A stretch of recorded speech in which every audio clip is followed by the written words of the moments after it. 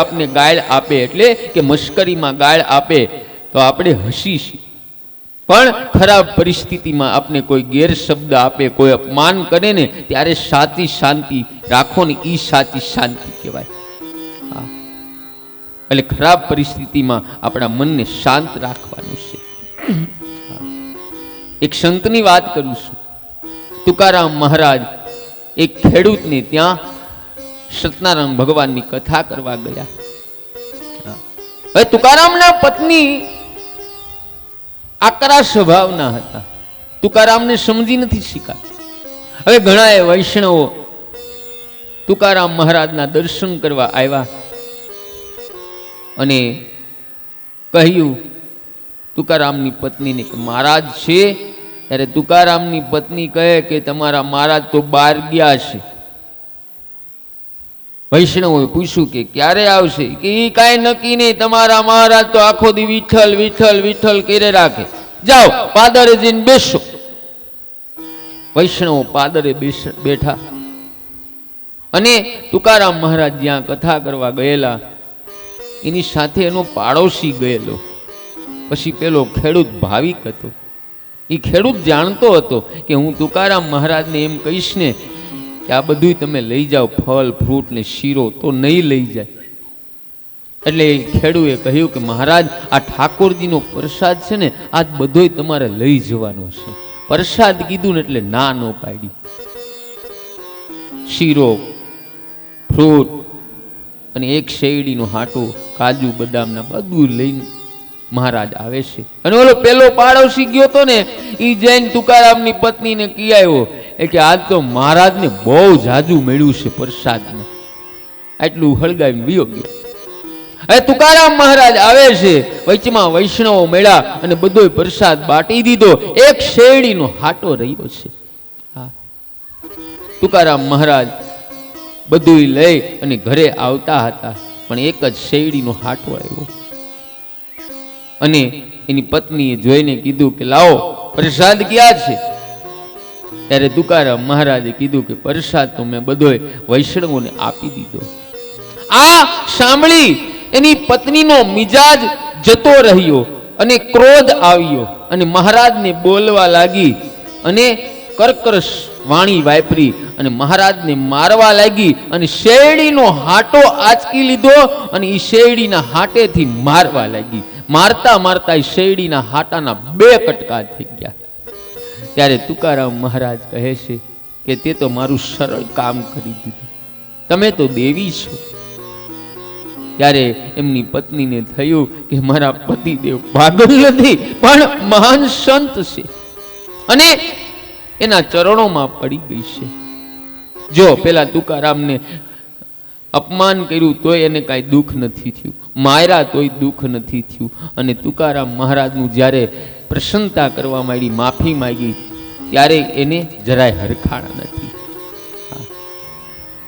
બહેનો ભાઈઓ, આવી રીતે સંતોનો મન હોય છે. આપણે સંત નો થઈ હકી તો કાંઈ નહીં, પણ સંતોની શીતળ છાયામાં જીવવાની કોશિશ તો કરો. કોશિશ તો કરો. સંતો ના કોઈ શત્રુ હોતા નથી. જગતમાં મારો કોઈ શત્રુ નથી, મારું કોઈ બગાડ્યું નથી. સંતોમાં ખૂબ દયા હોય છે. સંતો એમ સમજે છે કે સંસાર માં ત્યાગ કરવાથી જ આપને આનંદ મળે છે. સંતો એક એક વસ્તુનો ધીરે ધીરે ત્યાગ કરે છે. આપણે બધી વસ્તુનો ત્યાગ નથી કરવો. હમણાં કથા હાલે છે તો થોડોક સમયનો ત્યાગ કરી અને કથામાં જેમ બને એમ વધારે આવો, પૂજામાં જેમ બને એમ વધારે આવો, થોડાક વહેલા જાગી. આપણે ક્યાંય લગ્નમાં જવું હોય તો હગાવાલાને રાજી કરવા માટે આપણે બીજે દીએ ખેલો ભરી નાખીશી અને સવારે 4 વાગે જગી અને એના પ્રસંગમાં વયા જઈશી. તો આજે આ જગતનો નાથ અહીંયા ભાગવત સ્વરૂપે આવ્યો છે, તો આપણે પણ વહેલું આવી જવું એ ફરજ છે આપણી. બીજી જગ્યાએ તો હું જોઉં કે સવારમાં 4 વાગે 3 વાગે પ્રદક્ષિણા લોકો કરતા હોય, અહીંયા તો આવીને હું દરવાજો ખોલું, બોલો જાગો બધા. હું બધાને કહું છું, હું કોઈને કઈ આમ ઠપકા નથી દેતો, પણ હું જોઉં એ કહું છું. હા, કોઈને ગમે કોઈને ન ગમે, પણ સાચું કેવું મારો ધર્મ છે. હું સાચું નહીં કહું તો કોણ કહેશે? એટલે જાગું. સંતોને મૌન ગમે છે. સંતો વધારે બોલતા નથી. મૌનથી મનને શાંતિ મળે. અને સંતો વધારે બોલતા નથી. કદાચ બોલે તો લૌકિક વાતો કરશે નહીં, ભગવાનની વાતો કરે, શ્રી કૃષ્ણની મંગલમય કથા સંભળાવે, સેવા સમરણ કરે. આમ ભગવાનમાં તન્મય થાય. છેવટે તે પ્રેમ લક્ષણી ભક્તિમાં પોરવાય છે. હે માતાજી, આપ સતત ભક્તિ કરવાની ટેવ પાડો. સંતો પરમાત્મા સાથે પરણે, અને પરણવાનું કાયમને માટે હોય છે, થોડા સમય માટે નહીં. તમારા હૃદય કમળમાં પરમાત્માનું સ્વરૂપ સ્થિર રાખો, અને મનથી પરમાત્માથી કોઈ દી દૂર ન જાઓ. એને ભક્તિ કીધી છે. હા, મનથી ભગવાનથી નજીક કર્યું, આ સાચી ભક્તિ છે. હા, ફૂલ ચડાવો, થાળ ધરો, એ તો ઠીક છે, ના નથી, પણ ભગવાન એનો સ્વીકાર કરે છે. એક વાત કહું છું તમને, વૃંદાવનના ઘણા સમય પહેલાની વાત છે, સત્ય ઘટનાનો પ્રસંગ છે. વૃંદાવનમાં જે બાકે બિહારી છે એના પૂજારી રોજ ઠાકોરજીને રાત્રે સંધ્યા સમયે મંદિર બંધ કરે એટલે ઠાકોરજી માટે 2 લાડુ રાખે. કેટલા? બાલકૃષ્ણ માટે. એનો એવો પૂજારીનો ભાવ કે મારા લાલાને કદાચ રાતના ભૂખ લાગે અને તો મારો લાલો શું કરે, આવો અંદરનો ભાવ. બોલો. હવે એક દિવસ આ પૂજારી લાડુ મૂકતા ભૂલી જાય છે, અને રોજ મૂકતા ને બહેનો, એટલે સવારે મંદિર ખોલે ને ત્યારે લાડુ વિખરાયેલો હોય, એટલે લાડુ જ્યાં ત્યાં વિખરાયેલો હોય. એક દિવસ ભૂલી ગયા લાડુ મૂકતા, અને જ્યાંથી લાડુ આવતા ત્યાં એક 7 વર્ષનો બાળક જાય છે કંદોઈની દુકાને કે 2 લાડુ આપો ને. ત્યારે તે સમયે લાડુ પૂરા થઈ ગયા હતા. એટલે કંદોઈ કહે છે કે લાડવા નથી. ત્યારે 7 વર્ષનો બાળક કહે છે કે તમે અંદર જોઈ આવો તો ખરા, 2 લાડવા હશે. અને એ કંદોઈ જાય છે તો અંદરથી 2 લાડુ નીકળે છે. એ કે આવો લાવો લાડવા 2. એટલે કંદોઈએ કીધું લાવો ભાઈ, રૂપિયા લાવો બાળક. એટલે એ 7 વર્ષના બાળકે કહ્યું કે મારી પાસે લાડવાના રૂપિયા તો નથી, પણ મારું આ સોનાનું કડું છે ને એ લઈ જાઓ. પણ કંદોઈ બહુ સારો હતો. એ કે વાંધો નહીં, તારા પિતાજીને કહીજે એટલે મને લાડવાના પૈસા આપી દે. પણ આ 7 વર્ષનો બાળક કે ના, મારે કોઈને કેવું નથી, આ સોનાનું કડું રાખો. બીજે દિવસે પૂજારી મંદિર ખોલે છે, અને એ મંદિરમાં 2 લાડુ હતા, પણ બાકે બિહારીના હાથમાં જે સોનાનું કડું હતું ને એ નહોતું. પછી પૂજારીને એમ થયું કે સોનાની ચોરી થઈ છે, પણ ચોર કોઈ દી ખાલી કડું નો ચોરી જાય. પછી આ આખા વૃંદાવનમાં વાત જાહેર થઈ, અને ઓલા કંદોઈને ખબર પડી, અને કંદોઈ કડું લઈને આવે છે. બહેનો ભાઈઓ, આ મારો બાલકૃષ્ણ કંદોઈની દુકાને લાડવા લેવા ગયો હતો. એટલે ભગવાનને તમે જે ભોગ ધરો છો ને, એ ભોગનો ભગવાન સ્વીકાર કરે છે. હા, નિયમ રાખો કઈક ભક્તિમાં. હા, અને નિયમ જો કદાચ તમે ભક્તિમાં ભૂલી જાઓ ને તો મારો કનૈયો તમારી ભક્તિને સંપૂર્ણ પૂરી કરે છે. પણ નિયમ હોજો. મારો કનૈયો કોઈ દી કોઈની ભક્તિમાં બાધા નથી આપતો. કઈક કરો ઈશ્વર માટે, મારા કનૈયા માટે કઈક કરો. મારો કનૈયો તો બહુ દયાળુ છે.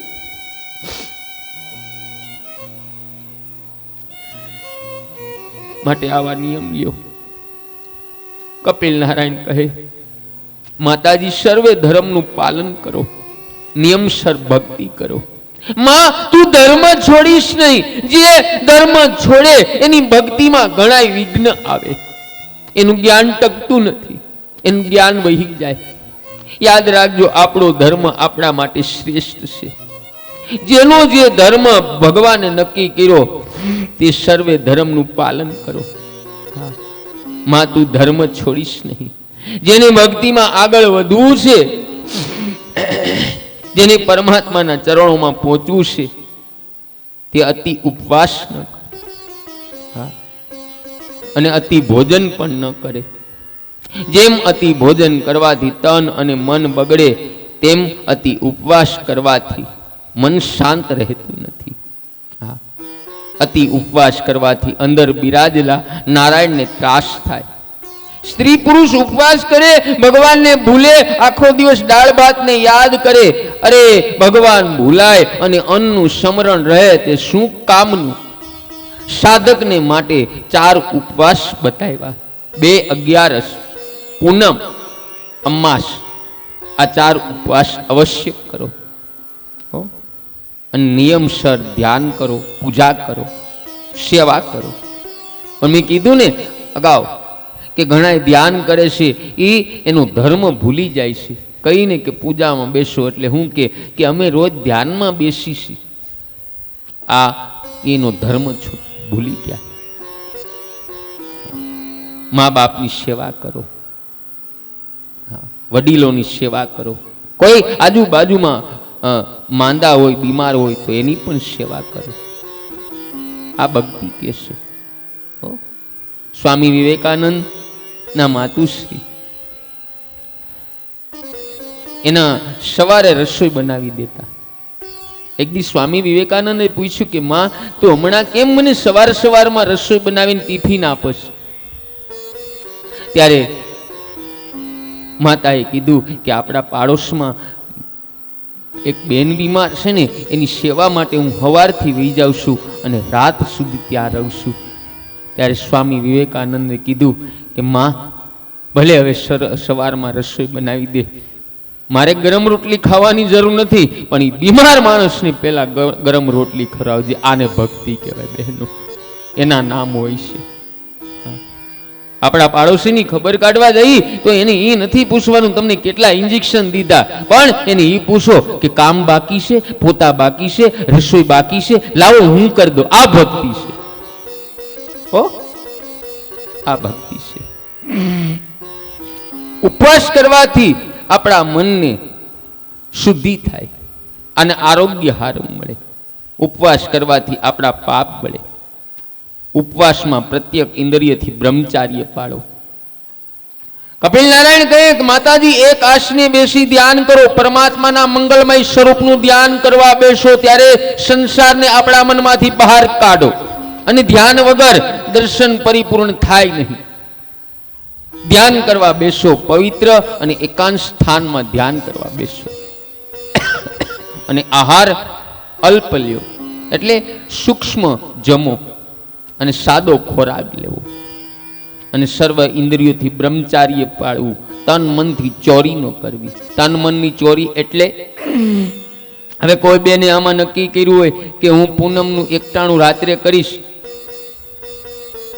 અને સવારમાં જ પૂનમના દિવસે મહેમાન આવી ગયા હોય અને મહેમાનમાં વેવાય હોય, સવારમાં રસોઈ સુંદર મજાની તૈયાર થઈ ગઈ હોય, બપોરે જમવા બેસે, ઊંધિયાનું શાક, પરોઠા, રસપાત્રા, ખમણ, લીલી ચટણી, તીખી ચટણી, ભરેલા મરચા, ભજીયા, પાપડ, પૂરી, બાસુંદી અને માવા જેવી ખીર. પછી મહેમાન બધા બેઠા હોય પણ ઘરધણી બેન નો બેહે, એટલે વેવા એમ કે હાલો ને તમે અમારે બેસી જાઓ ને. ત્યારે બેન એમ કે ના, મારે આજ પૂનમ છે અને રાતનું એકટાણું છે, પણ એની દ્રષ્ટિ થાળી ઉપર હોય. અરે અત્યારે કરી લીધું તો કેવું સારું, આ મનની અને તનની ચોરી થઈ, તમારું પૂનમનું એકટાણું ભાંગી ગયું.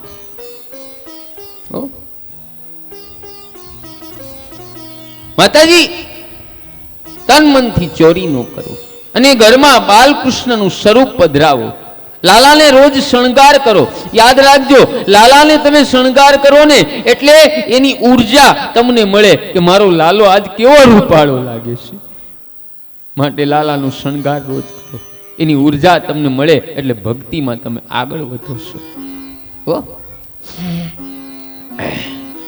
અને ધ્યાન કરવા બેસો, ભગવાનના ચરણોનું ધ્યાન કરો. ભગવાનના ચરણ કેવા છે, એક એક અંગનું આંખમાં મનમાં ધ્યાન કરો. અને એ ધ્યાન ભગવાનના આખા અંગનું આપણા હૃદયમાં ધ્યાન ઉતારો. અને કોઈ પણ જીવ શાંતિથી પરમાત્માનું ધ્યાન કરવા બેસે ત્યારે ભગવાન ગાલમાં ધીરે ધીરે હસે છે. ભગવાનની આંખમાં પ્રેમ ભરેલો છે. ભગવાનના ચરણોનું ધ્યાન કરતા કરતા જીવ જ્યારે જગતને ભૂલે ને ત્યારે એ સ્ત્રી પુરુષને આનંદ મળે છે. ખોવાઈ જવાનું છે. મારા સુખદેવજી મહારાજ કહે કે મદિરા પાન કરનાર વ્યક્તિને એના દેહનું ભાન રહેતું નથી. હા, દેહનું ભાન રહેતું નથી, શું બોલે છે એને ખબર નથી રહેતી. એવી રીતે જ્યારે ધ્યાન કરવા બેસો ત્યારે તમને તમારા દેહનું ભાન ન રહેવું જોઈએ. હા, અને જેને દેહનું ભાન નથી રહેતું અને ભગવાનનું ધ્યાન કરે એની પાછળ પાછળ મારો કનૈયો ફરે છે. હા, પાછળ પાછળ મારો કનૈયો ફરે. એક વાત કહું, નારદજી એકવાર વૈકુંઠ લોકમાં આવ્યા, લક્ષ્મીજીને જોયા પણ ભગવાન કોઈ ઠેકાણે દેખાયા નહીં. તેથી નારદજી ભગવાનને શોધવા લાગ્યા. તો એક જગ્યાએ ભગવાનને ધ્યાનમાં બેઠેલા જોયા અને ભગવાનની નજીક જઈને નારદજી પૂછે, હે ભગવાન, તમે વળી કોનું ધ્યાન કરો છો? ત્યારે ભગવાન કહે કે હું મારા પરમ ભક્ત વૈષ્ણવોનું ધ્યાન કરું છું. ત્યારે નારદજી કહે કે વૈષ્ણવો તમારા કરતા પણ શ્રેષ્ઠ છે, જેથી તમે વૈષ્ણવ ભક્તોનું ધ્યાન ધરો છો. ભગવાન કહે, હા, મારા ભક્તો મારા કરતા પણ શ્રેષ્ઠ છે. પણ આ તો નારદજીને સીધું જ મૂકે નહીં. નારદજી કહે, તમે સિદ્ધ કરી આપો તો હું માનું. એટલે ભગવાન નારદજીને પૂછે, નારદ, આ જગતમાં મોટામાં મોટું કોણ? નારદજી તરત કહે કે બધાયથી મોટી પૃથ્વી. ભગવાન કહે, પૃથ્વી શાની મોટી? પૃથ્વી તો શેષનાગની ફેણ ઉપર રહેલી. નારદજી કહે, પૃથ્વી મોટી નહીં તો શેષનાગ મોટા. ભગવાન કહે, શેષનાગ શાના મોટા? શેષનાગ તો શિવજીના ગળે લપટેલા છે. ત્યારે નારદજી કહે, તો હવે એક કામ કરો, શિવજીને મોટા રાખો, હું જાઉં છું, હવે મારે કે મોડું થાય છે. ભગવાન કહે, શિવજી શાના મોટા ગણાય? શિવજીથી તો રાવણ જબરો, કે રાવણે કૈલાસ પર્વતને અધર ઉચકો હતો. નારદજી કહે, તો રાવણ જબરો ગણાય ને, હાલો હું જાઉં, જય શ્રી રામ. ભગવાન કહે, રાવણ શેનો જબરો? એ વાલી રાવણને બગલમાં દબાવી અને સંધ્યા કરવા બેહતો હતો. નારદજી કહે, તો વાલી મોટો રાખો, હાલો. ભગવાન કહે, વાલી શેનો મોટો? વાલીને તો રામજીએ મારેલો. ત્યારે નારદજી હસીને કહે, વાહ રે ભગવાન, તમે પણ ખરા છો, જગતમાં કોઈ મોટું નથી. ત્યારે તો આ પદ સર્વેથી શ્રેષ્ઠ અને સર્વેથી મોટા. ત્યારે ભગવાન કહે, ના, મારા ભક્તો સર્વેથી શ્રેષ્ઠ અને મારા કરતા પણ મોટા. કારણ આખું જગત મારા હૈયામાં છે, પણ હું ભક્તોના હૈયામાં. અને ભગવાનના ભક્તો ભક્તિથી વધે છે. ભગવાનના ભક્તો ભગવાનથી પણ વધે છે. રામ સે અધિક રામ કા દાસ છે. હા, એટલે ભગવાનને આવું ક્યારે કહેવું પડે? જ્યારે આપણે એની ભક્તિ એવી કરી ત્યારે. કોઈ એમ કહે ને કે હું એક ઉદાહરણ દઉં, બરાબર?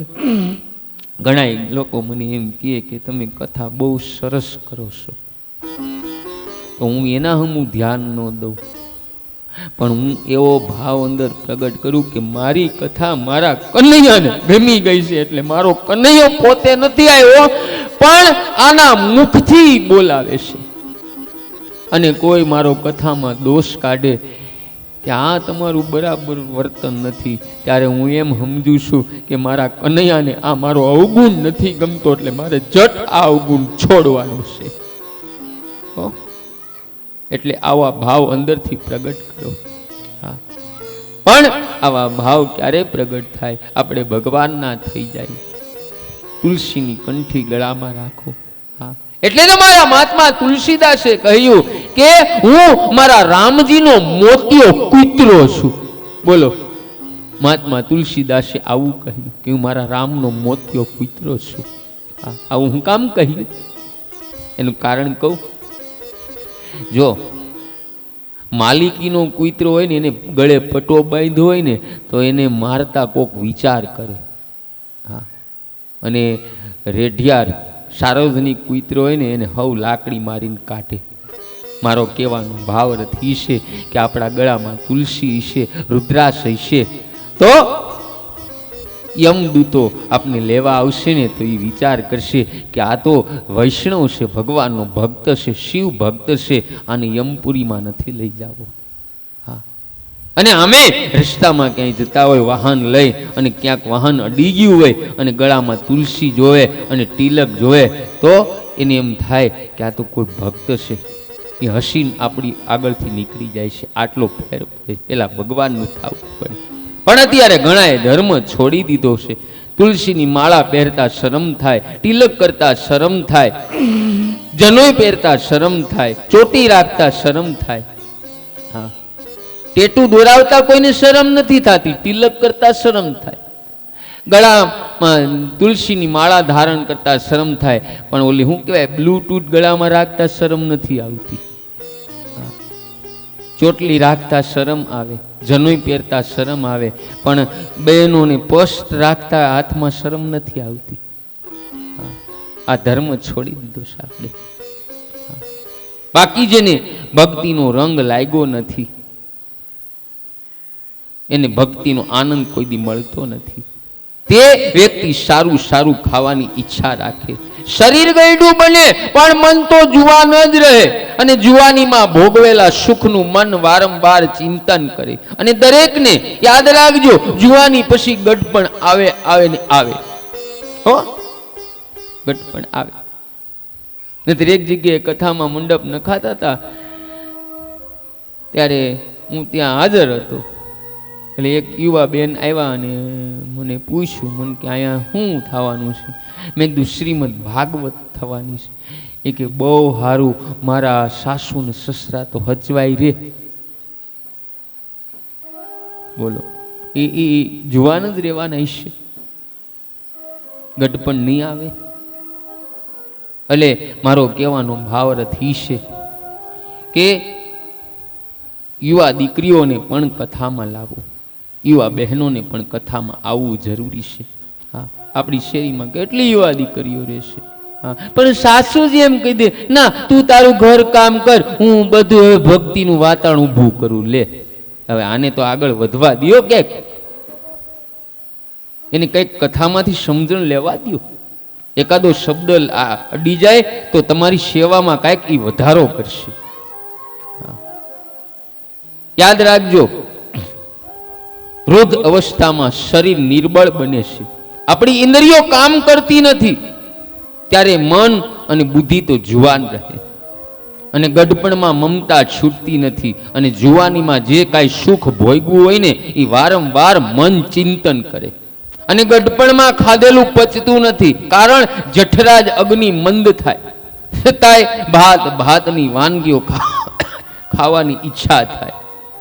ત્યારે ડોસો અને ડોશી કાંઈ ખાવાની ઈચ્છા થાય, તે બાળકનું નામ આગળ ધરીને કહે, બેટા આપણો બાબલો એમ કહેતો તો બહુ દિવસ થયા ભજીયા બનાવ્યા નથી. એ બાબલો કશું કાંઈ કહેતો નથી, પણ ડોસો અને ડોશીની દાનત બગડી હતી, એમને ખાવાની ઈચ્છા થઈ હતી, અને તેલ મરચાની ગરમ ગરમ વસ્તુ ખાય અને ઉપરથી ઠંડુ પાણી પીવે ને પછી રાત્રે જાય ક્યાં? ભાગવતમાં લખ્યું છે કે કપ વધી જાય, બહુ ઉધરસ આવે ત્યારે ઘરના લોકોને બહુ ત્રાસ થાય. પછી ઘરના લોકો કહે કે તમને ખાવાનું પચતું નથી, શા માટે આવું ખાવ છો? પણ મન એવું નફટ છે કે ઘરના લોકો સંભળાવે પણ વૈરાગ્ય જાગે નહીં. હા, અને ગડપણમાં હાથમાં પૈસો ન હોય તો માનવીની દશા બગડી જાય છે. હા, પૈસા માટે ક્રોધ કરે, હિંસા કરે, અને અતિ પાપી હોય ને એને ગડપણમાં યમદૂત દેખાય, અને ત્યારે એ પાપી બહુ ગભરાય, અને અતિ પાપીને નરકનું દુઃખ પથારીમાં જ ભોગવવું પડે. અને એ યાદ રાખજો, અતિ પુણ્યશાળીને મુક્તિનો આનંદ મરતા પહેલા જ આ મૃત્યુ લોકમાં મળે છે. માટે પુણ્ય કાર્ય કરવામાં તમે આગળ રહો. ધર્મના કામમાં ઢીલ ન કરશો, વેળા જાશે વય. હો, આ જે મનુષ્ય અવતાર મેળવશે એ વેળા વહી જાય. માટે ધર્મના કામમાં ઢીલ ન કરો. હવે કેટલાક રોગો એવા બતાવ્યા છે કે તે નરકની નિશાની છે. ભયંકર યમદૂત પથારીમાં દેખાય, લઘુ શંકા દીધી શંકા થાય, બહુ તડફે. એકાદી વાર આવું થતા છોકરાએ સમજી જાય કે હવે મારા બાપા વધારે જીવશે નહીં. વ્યવહારે બધાને ખબર આપે, અને મરણ પથારી આગળ બધાય સ્વાર્થના સગા ભેગા થાય. બહાર ગામ દીકરી દીકરા રહેતા હોય એને પણ તેડાવી લે, પણ એ દીકરાને કે દીકરીને એના બાપની પાસે પૈસા પડ્યા છે એની ચિંતા છે. જ્યારે આ બાપો રડે છે પથારીમાં, બધા એને ઘેરીને બેઠા છે, કોઈ એનો વિચાર કરતા નથી કે આ જીવ આત્મા ભગવાનને ભૂલી ગયો છે. પ્રેમથી હરે કૃષ્ણ આ બાપા સાંભળે એવી રીતે હું બોલું, અને એ ભગવાનનું નામ સાંભળે તો આ બાપાના પાપ બળશે અને એનું મરણ મંગળમય થશે. પછી તો અંતકાળે આ બાપાને ભાન થાય કે સ્ત્રી કે પુત્ર કે દીકરા દીકરી કોઈ સાથે આવતું નથી. હા, પછી એને ઓલું પદ યાદ આવે, કયું? કોઈ કોઈનું નથી રે, કોઈ કોઈનું નથી રે,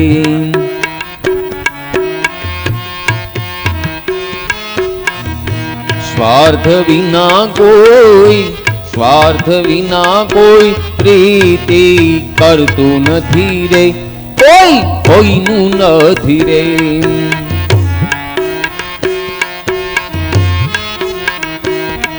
આ મારો દીકરો ને મારી છે દીકરી,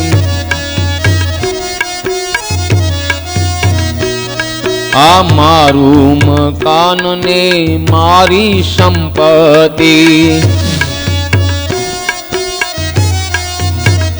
સ્વાર્થ વિના કોઈ પ્રીતિ કરતું નથી રે, કોઈ કોઈનું નથી રે, કોઈ કોઈનું નથી રે, કોઈ કોઈનું નથી રે. આ પદ આયા હારું લાગ્યું, ક્યાં? અંત સમયે.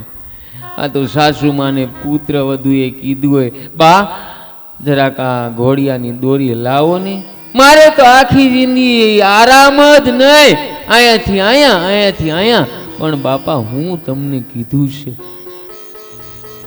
ઘરમાં થોડુંક પુત્ર વધુ એકલી હોય અને થોડુંક કામકાજ કરાવો તો એમાં પુત્ર વધુ રાજી થાય. પુત્ર વધુ રાજી થાય તો મારી કનૈયો રાજી થાય.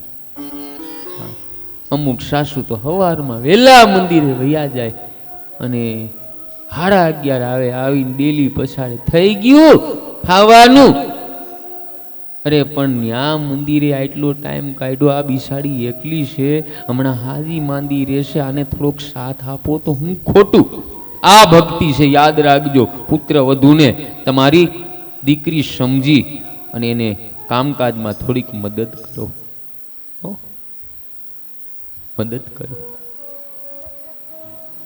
મદદ કરો ને તો મારો કનૈયો રાજી થાય છે, યાદ રાખજો. હા, મંદિરે કનૈયો કૃષ્ણ કૃષ્ણ કરો, એ શું કામનું? અહીંયા બિસાડી પુત્ર વધુનો આત્મો દુભાતો હોય, ભેગું માણ થતું હોય કામમાં, છોકરાઓને સ્કૂલે જવું હોય, પતિદેવ સમય આવતો હોય, સ્વભાવે પતિદેવનો આકરો હોય, પછી એની સાસુ એના દીકરાને ચડાવે કે આમ કરે ને તેમ કરે ને બે માણાને ઘરમાં કજિયો કરે. આશી કે હું આખો દી ભક્તિ બહુ કરું, ભક્તિ નથી કરતી, ઘરમાં તું કજિયા કરવાના ધંધા કાઢશ. પછી જીવ આત્મા બહુ તડપે. યમદૂતો જીવ આત્માને સૂક્ષ્મ શરીર સાથે યમપુરીમાં લઈ જાય અને યમરાજાના દરબારમાં ચિત્રગુપ્ત ચોપડો ખોલીને જીવ આત્માએ કરેલા પાપ પુણ્ય સંભળાવે. એમાં 14 સાક્ષીઓ સાક્ષી આપે. દિવસમાં કરેલા પાપની સાક્ષી સૂર્ય નારાયણ આપે, રાત્રિના પાપ કર્યા હોય એની સાક્ષી વાયુદેવ આપે. હવે માનવ એવું સમજે કે દરવાજો બંધ છે, કોઈ જોતું નથી, પણ યાદ રાખવું કે ભગવાન આપણી અંદર બેઠા છે, ભગવાન બધું જોઈ રહ્યા અને જીવ આત્માને તેના પાપ પ્રમાણે નરકની સજા થાય. જે જીવનું પાપ ઓછું થાય તો તે જીવને પશુ પક્ષીનો જન્મ મળે. જેનું પાપ પુણ્ય સરખું થાય તો તે જીવ આત્મા ચંદ્રલોકમાં જાય અને ચંદ્રના કિરણો દ્વારા આ સૂક્ષ્મ જીવ વાદળામાં આવે અને વાદળામાંથી વરસાદમાં અને વરસાદમાંથી અન્નમાં આવે અને અન્ન દ્વારા જીવ પુરુષના પેટમાં જાય. આપણા શાસ્ત્રમાં લખેલું કે 40 દિવસ આ જીવ શક્તિ તત્વના આધારે પુરુષના પેટમાં રહે અને 40 દિવસ પછી એ સ્ત્રીના પેટમાં પ્રવેશ કરે છે. હા, જે દિવસે સ્ત્રીના ઉદરમાં ગર્ભ રહે ત્યારે એનો આકાર પાણીના પરપોટા જેવો સૂક્ષ્મ હોય.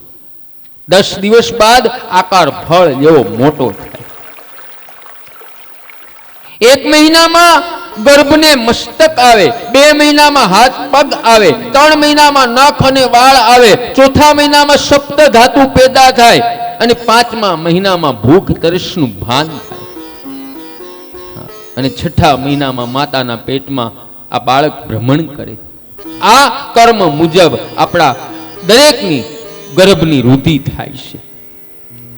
અને પરમાત્માની લીલા છે એનો કે માના શરીરમાં જે નાડીઓમાં અન્ન રસ વહેતો હોય તે નાડીઓ સાથે બીજી નાડી જોડી આપવામાં આવે, એનો સંબંધ ડૂટી સાથે કરવામાં આવે અને ડૂટીની પાછળ વાલપુર જઠરાજ અગ્નિ અને અન્ન રસ ધીરે ધીરે ત્યાં ટપકે છે અને 6 મહિનાનો ગર્ભ થયો ત્યારે આ જીવ માતાના વિષ્ટામાં અને મૂત્રમાં આડોટે.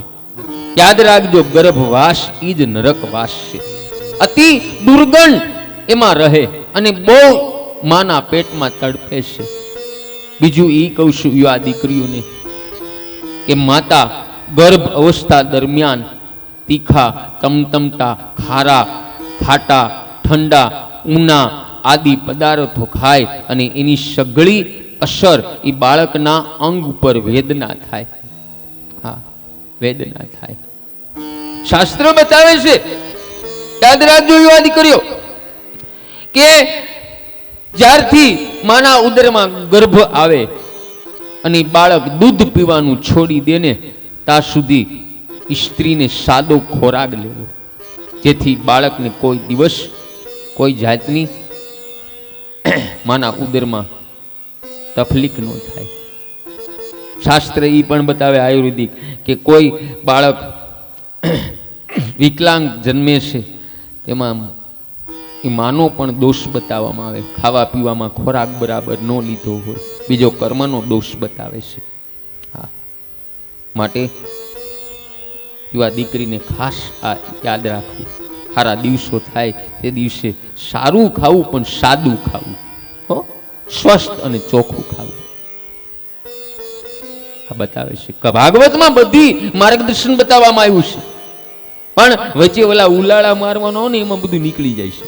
હા, એ રાસ રમાડો, ફલાણું રમાડો, પણ મારી સોસાયટીના માણસો મને બહુ ગમે, કોઈ દી કહે નહીં કે તું રમાડ રાસ, એની રીતે રમી લે. હવે હાંજે માઇક ચાલુ કરી, જોકે અમે ક્યાંય નથી રમાડતો હું.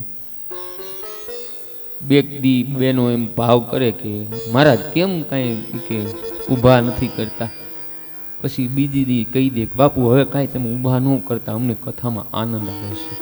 હા, સાચા સત્સંગમાં બહેનો કોને આનંદ ન આવે? હે, પંપ મારવા હોય, હમણાં તમારા વખાણ કરવા મળું, પણ એ વખાણ કેટલા દી હારા લાગે? 2 દી 3 દી, પછી મૂળ ખબર પડે તે દી લઈ ન કરાય. આ હિસાબે ભગવાન અને હનુમાનજી મને બધી જગ્યાએ કથામાં ઇજ્જત, માન અને સન્માન આપે છે. હા,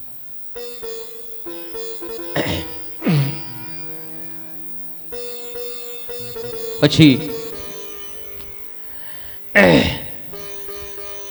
એ બાળકની વેદના થાય અને 7મા મહિને જીવ આત્માને પૂર્વ જન્મનું ભાન થાય છે. આ બાળક માના ગર્ભમાં પરમાત્માને મનાવે અને પરમાત્માની સ્તુતિ કરે છે. હા, સ્તુતિ કરે છે. મારાથી આ સહન થતું નથી, જગ્યા બહુ સાંકડી છે, બહુ દુર્ગંધ આવે છે, મને ભગવાન બહાર કાઢો. આ જીવ ગર્ભમાં અનેક પ્રકારની પ્રતિજ્ઞા કરે કે હવે હું પાપ નહીં કરું, હવે હું તમારી ભક્તિ કરીશ, ભક્તિ કરીશ. 280 દિવસ માના પેટમાં રહેવું પડે અને પ્રસૂતિ વખતે જે પીડા બાળક સહન કરે છે એ અદ્ભુત પીડા છે. હા, વાયુ દ્વારા જીવને બહાર ધકેલવામાં આવે. જ્યારે આ જીવ બહાર આવે ત્યારે બહુ તડફડિયા મારે. માને જે દુઃખ થાય એના કરતા 1000 ગણું દુઃખ એ જન્મેલ જીવ આત્માને થાય છે.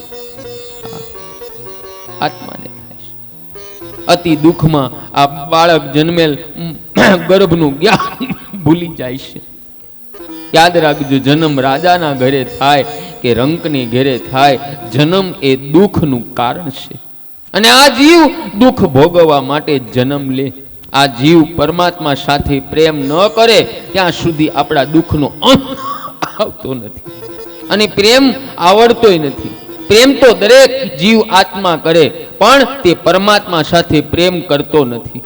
બાળપણમાં માં સાથે પ્રેમ કરે, થોડો મોટો થાય એટલે પુસ્તક આરે પ્રેમ કરે, 2-4 ડિગ્રી મળી જાય એટલે પૈસા આરે પ્રેમ કરે, લગ્ન થાય એટલે પત્ની સાથે પ્રેમ કરે, બાળકો થાય એટલે બાળકો સાથે પ્રેમ કરે, પણ પરમાત્મા સાથે પ્રેમ કરતો જ નથી. આમ જીવ આત્માને જન્મથી મરણ સુધી મોટા ભાગે દુઃખ ભોગવવું પડે. અવારનવાર પ્રેમના પાત્ર બદલાવે છે, નથી ભોગવતા. ઘણા મા બાપ એમ કે મારા દીકરા આવા છે, ઘણી સાસુ કે મારી પુત્ર વધુ આવી છે. એટલે પ્રેમના પાત્ર આપણે બદલાવે રાખીશું, પણ એના કરતા પ્રેમનું પાત્ર પરમાત્માને બનાવી લઈએ તો આપણે ક્યારેય પાત્ર બદલાવવું ન પડે. પરમાત્માને પ્રેમ કરતા થઈ જાઓ. કપિલ નારાયણ માતા દેવહૂતિને સાવધાન કરે કે પરમાત્મા સાથે અતિશય પ્રેમ ન કરે ત્યાં સુધી જીવ આત્મા જન્મ મરણના ત્રાસમાંથી છૂટતો નથી. હા, છૂટતો નથી. જો જન્મ મરણના ત્રાસમાંથી છૂટવું હોય તો ભગવાનની ભક્તિ કરો, નિસ્વાર્થ ભક્તિ કરો, અને આવું કાર્ય થતું હોય ત્યાં મન મૂકીને સેવા કરો. મન મૂકી સેવા કરો. હે માતાજી, આ મેં તમને જે ઉપદેશ આપ્યો તે તમારા મનને કરજો. આ મન મિત્ર છે અને શત્રુ પણ છે. આપણું મન સંસારના વિષયોમાં ફસાય તો શત્રુ, અને મન પરમાત્મા સાથે પ્રેમ કરે તો મિત્ર. માતા, હવે તમે તમારા ઉપર કૃપા કરો. બહેનો, આપણે આપણા ઉપર કૃપા કરવાની છે. હા, હો, હવે એવો નિશ્ચય કરો કે મારે કોઈના પેટમાં જવું નથી, પતિ વગર પત્ની થવું નથી, મારે તો પરમાત્મા સાથે એક થવું છે. પછી દેવહૂતિ કહે કે તમારા ઉપદેશથી મને ઘણો આનંદ થયો. થોડા દિવસોમાં તમે મને સુંદર બોધ આપ્યો છે. કપિલ નારાયણ કહે, માતાજી, મારું કામ થઈ ગયું, હવે મારે અહીંથી જવાનું. કપિલ નારાયણ જવા માટે તૈયાર થયા, જેથી દેવહૂતિની આંખ ભીની થઈ કે મને એકલી છોડીને જવાના. ત્યારે કપિલ નારાયણ કહે, માતાજી, સંસારનો સંયોગ વિયોગ તો ચાલુ રહેવાનો, પણ આ જીવ આત્માનો પરમાત્મા સાથે નિત્ય સંયોગ છે. તમારા હૃદયમાં નારાયણ છે, પ્રભુના નામનો આધાર છે, પ્રભુની સતત ભક્તિ કરજો. અને પછી કપિલ નારાયણે માતા દેવહૂતિને 3 વાર વંદન કર્યા. અને કપિલ નારાયણ ત્યાંથી ગંગા સાગર સંગમ તીર્થમાં જાય. ગંગાજી અને સમુદ્રનો સંગમ થયો. ગંગા સાગર સંગમ તીર્થમાં કપિલ નારાયણ ગંગા કિનારે બિરાજે. કપિલ દેવે ઋષિ મુનિઓને પણ સાંખ્યનો ઉપદેશ કર્યો. હવે આ બાજુ માતા દેવહૂતિ સરસ્વતી નદીના કિનારે બિરાજેલા. યાદ રાખજો, સરસ્વતીમાં સ્નાન કરવાથી અને ધ્યાન કરવાથી આપણા મનની શુદ્ધિ થાય છે. હા, તો સરસ્વતીમાં સ્નાન કરી આવજો કથા વિરામ લે ત્યારે. અહીંયા આપણે બાજુમાં છે ત્રંબા ગામ, ત્યાં ત્રિવેણીનું સંગમ ભેગું થાય છે. જે આવજો. જાઓ કે નહીં જાઓ? કોણ કોણ જાઓ? આંગળી ઊંચી કરો. તમે જાઓ ગરાણીમાં, એમ ને? સરસ લ્યો. બીજું કોઈ? ક્યાં સુધી તમે નદીઓમાં સ્નાન કરશો? નદીઓ મેલી કરી નાખીશ. પણ આ સરસ્વતીના શબ્દ જે નીકળે છે એને તમારી અંદર મેમરી કાર્ડમાં એવા બેસાડી દો, જ્યારે પણ તમને કાંઈ પણ એવી પરિસ્થિતિ ઊભી થાય, ક્રોધ આવે, તો સમજવાનું કથામાં કીધું છે કે ક્રોધ ન કરવો. જૂઠું બોલવાની ઈચ્છા થાય તો એ શબ્દને પાછા દોહરાવા. એટલે આ શબ્દ સરસ્વતીમાં, ભાગવતની ગંગામાં ઘર બેઠા રોજ તમારે સ્નાન કરવાનું છે. તો આપણા કલ્યાણ થાય. પછી દેવહૂતિ નારાયણનું ચિંતન કરતા મુક્તિ મળી. દેવહૂતિને જ્યાં સિદ્ધિ મળી તે ગામને સિદ્ધપુર નામ આપવામાં આવ્યું, અને બીજું એનું નામ માતૃગયા છે. કપિલ નારાયણની આ મંગળમય કથા વક્તા શ્રોતાના પાપને બાળનારી અને ભક્તિ પ્રદાન કરનારી છે. તો અહીંયા કપિલ ગીતા વિરામ લેશે. શું ટાઈમ થયો?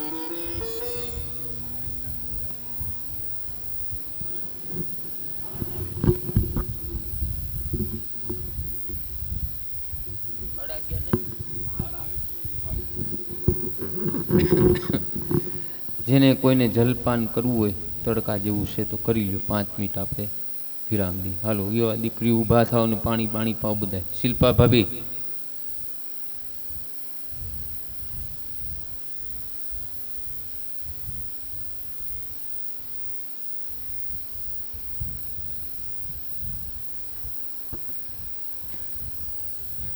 પી લો બધા જલપાન. હો, પછી આપણે આગળ વધી.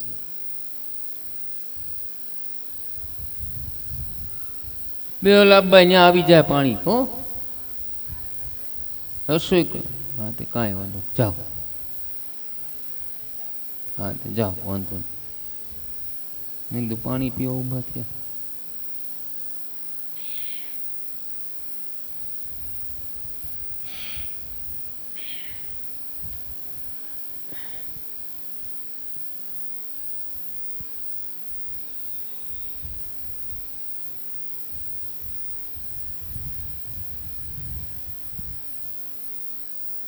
તમારે જલપાન કરવું કરી લ્યો.